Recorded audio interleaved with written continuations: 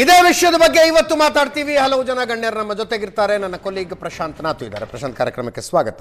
ರಮೇಶ್ ಬಾಬು ಅವರು ಕಾಂಗ್ರೆಸ್ನಿಂದ, ದೇವರಾಜ್ ಅವರು JDSನಿಂದ, ವೆಂಕಟೇಶ್ ದೊಡ್ಡೇರಿ ಅವರು BJPಯಿಂದ ಇದ್ದೀರಿ. 3 ಜನರು ಕಾರ್ಯಕ್ರಮಕ್ಕೆ ಸ್ವಾಗತ. ಪ್ರಶಾಂತ್ ಇಂದನೇ ಚರ್ಚೆ ಆರಂಭಿಸ್ತೀನಿ. ಪ್ರಶಾಂತ್, ಗ್ಯಾರಂಟಿ ಯೋಜನೆಗಳು, ಅದಕ್ಕಾಗಿ SCP STP ಹಣದ ದುರುಪಯೋಗ, ದಲಿತರಿಗಾಗಿ ಮೀಸಲಿಟ್ಟ ಹಣವನ್ನು ದಲಿತರಿಗೇ ಗ್ಯಾರಂಟಿ ಕೊಡುವುದಕ್ಕೆ ಬಳಸಬಾರ್ದು ಅನ್ನೋದು ಲೇಟೆಸ್ಟ್ ಡಿಬೇಟ್. ನನಗೆ ಮೇಲ್ನೋಟಕ್ಕೆ ಅರೆ ಗ್ಯಾರಂಟಿ ಮತ್ತು ನೀವು ದಲಿತ ಫಲಾನುಭವಿಗಳಿಗೆ ಕೊಡೋದಾದರೆ ಅದೇ ಹಣವನ್ನೆಲ್ಲಪ್ಪ ಕೊಟ್ಟಿರೋದು ಅಂತ. ಬಟ್ ಅದಾದರೂ ಸರಿಯಾಗಿ ತಲುಪ್ತಾ ಇದೆಯಾ? ನೀವು ಗ್ಯಾರಂಟಿ ಕೊಡ್ತಿದ್ದೀವಿ ಅಂಥೇಳಿ ಉಳಿದಿದ್ದು ಯಾವುದ್ಯಾವುದಕ್ಕೆ ಕತ್ತರಿ ಹಾಕಿದ್ದೀರಿ ಅನ್ನೋ ಚರ್ಚೆಗೆ ಶುರುವಾಗಿರೋದು. ಅದಿತ್ತು ನೋಡಿ, ಅಂದರೆ ಮ್ಯಾಕ್ರೋ ಲೆವೆಲಲ್ಲಿ ನೀವು ನೋಡಿದಾಗ ಸರ್ಕಾರದ ಆದಾಯ ಇರುತ್ತೆ, ಖರ್ಚು ವೆಚ್ಚ ಇರುತ್ತೆ. ಹೌದು.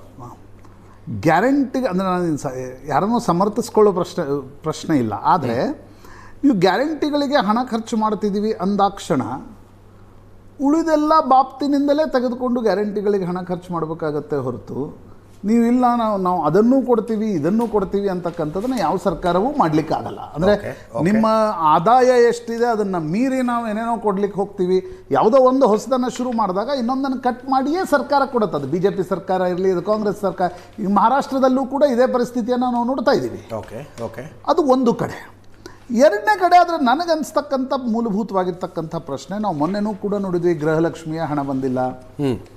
ಈಗ ಗೃಹ ಜ್ಯೋತಿಗೆ ಸಂಬಂಧಪಟ್ಟಂತೆ ಒಂದು ಚೆಸ್ಕಾಮ್ ಏನೋ ಒಂದು ಪತ್ರವನ್ನು ರಾಜ್ಯ ಸರ್ಕಾರಕ್ಕೆ ಬರೆದಿದೆ, ಇಲ್ಲ ನಮಗೆ ವಸೂಲಿ ಮಾಡ್ತಕ್ಕಂಥ ಅಧಿಕಾರವನ್ನು ಕೊಡಿ ಅಂತಕ್ಕಂಥದ್ದು.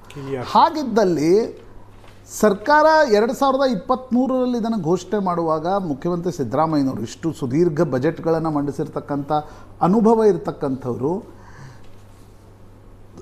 ಜನಪ್ರಿಯತೆಗೋಸ್ಕರ ಅಥವಾ ಚುನಾವಣೆ ಗೆಲ್ಲುವುದಕ್ಕೋಸ್ಕರ ಲೆಕ್ಕ ತಪ್ಪಿದ್ರಾ ಅಂತಕ್ಕಂಥ ಒಂದು ಪ್ರಶ್ನೆ ಬರತಕ್ಕಂಥದ್ದು ಸ್ವಾಭಾವಿಕ. ಆ ಪ್ರಶ್ನೆಗೆ ಸರ್ಕಾರ ನಿಶ್ಚಿತವಾಗಿ ಉತ್ತರವನ್ನು ಕೊಡಬೇಕಾಗಿದೆ. ನನಗೇನಿದ್ರಲ್ಲಿ ಆಶ್ಚರ್ಯ ಅನಿಸಿಲ್ಲ. ಈಗ ನೋಡಿ, ದಲಿತರಿಗೆ ಸಂಬಂಧಪಟ್ಟಿರ್ತಕ್ಕಂಥ ಹಣ ಹಿಂದೆ ಕೂಡ ಇದನ್ನು ಕಾಂಗ್ರೆಸ್ ಮುಖ್ಯಮಂತ್ರಿ ಮತ್ತು ಉಪಮುಖ್ಯಮಂತ್ರಿಗಳ ಪ್ರೆಸ್ ಕಾನ್ಫರೆನ್ಸ್ನಲ್ಲೇ ನಾನು ಕೇಳಿರ್ತಕ್ಕಂಥದ್ದು. ಅಂದರೆ ಆ ಬಾಪ್ತನಲ್ಲೇ ಹಣ ಕೊಡಬೇಕಾದ್ರೆ, ಅವ್ರಿಗೆ ಹಣ ಹೋಗ್ತಿರ್ಬೇಕಾದ್ರೆ ಸಮಸ್ಯೆ ಏನು ಅಂತಕ್ಕಂಥದ್ದು ನನಗನ್ಸುತ್ತೆ. ಅಲ್ಲಿ ಭಾಳ ದೊಡ್ಡ ಪ್ರಶ್ನೆಗಳು ಅಂತಕ್ಕಂಥದ್ದು ಅನ್ನಿಸ್ತಾ ಇಲ್ಲ. ಆದರೆ ನೀವು ಕೊಡಬೇಕಾಗಿರೋ ಗ್ಯಾರಂಟಿಗಳನ್ನು ಯಾವಾಗ ಕೊಡ್ತೀರಿ ಅಂತಕ್ಕಂಥದ್ರ ಬಗ್ಗೆ ನಿಶ್ಚಿತವಾಗಿರ್ತಕ್ಕಂಥ ಪ್ರಶ್ನೆಗಳಿವೆ. ಲೋಕಸಭಾ ಚುನಾವಣೆವರೆಗೆ ಕೊಟ್ರಿ, ಲೋಕಸಭಾ ಚುನಾವಣೆಯ ಹಿಂದಿನ ತಿಂಗಳು ಕೊಟ್ರಿ, 3 ಬೈ ಎಲೆಕ್ಷನ್ಸ್ಗಳಿತ್ತು, ಅದರ ಹಿಂದಿನ ದಿನ ಕೊಟ್ರಿ, ಅದಾದ್ಮೇಲೆ ನಿಲ್ಲಿಸಿದ್ರಿ. ಅಂದರೆ ನಾಳೆ ZPTP ಬಂದಾಗ ಎಲ್ಲ 5 ತಿಂಗಳು 6 ತಿಂಗಳದ್ದು ಕೊಡ್ತೀರಾ? ಬರೀ ಚುನಾವಣಾ ರಾಜಕಾರಣವನ್ನು ದೃಷ್ಟಿಯಲ್ಲಿ ಇಟ್ಕೊಂಡು ನೀವು ಗ್ಯಾರಂಟಿಯನ್ನು ನೋಡಿ, ಗ್ಯಾರಂಟಿಯನ್ನು ಎಲ್ಲರಿಗೆ ಕೊಡೋದರ ಬಗ್ಗೆ ನನ್ನ ವಿರೋಧ ಇದೆ. ಇನ್ ಪ್ರಿನ್ಸಿಪಲ್ ವಿರೋಧ ಇದೆ.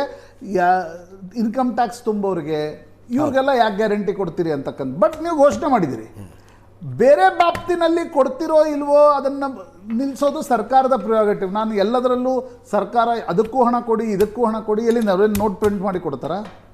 ಇರೋದ್ರಲ್ಲೇ ದುಡ್ಡು ಕೊಡಬೇಕು. ಆದರೆ ಕೊಡುವ ಗ್ಯಾರಂಟಿಗಳನ್ನು ಏನು ಘೋಷಣೆ ಮಾಡಿದಿರಿ ಅದಕ್ಕೂ ಕೊಡಲಿಕ್ಕೆ ಆಗ್ತಾ ಇಲ್ಲ ಅಂತಂದರೆ ಗ್ಯಾರಂಟಿಗಳಿಗೆ ಯಾರು ಕೊಡ್ತಿದ್ದೀರಿ ಅನ್ನೋದನ್ನು ಪರಿಷ್ಕರಣೆ ಮಾಡ್ತಕ್ಕಂಥ ಕಾಲ ಹತ್ತಿರ ಬಂದಿದೆ ಅನ್ನೋದರ ಅರ್ಥ ಇದೆ.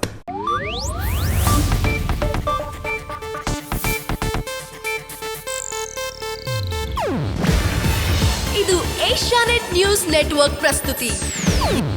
ನೀವು ನೋಡ್ತಿದ್ದೀರಾ ಏಷ್ಯಾನೆಟ್ ಸುವರ್ಣ ನ್ಯೂಸ್.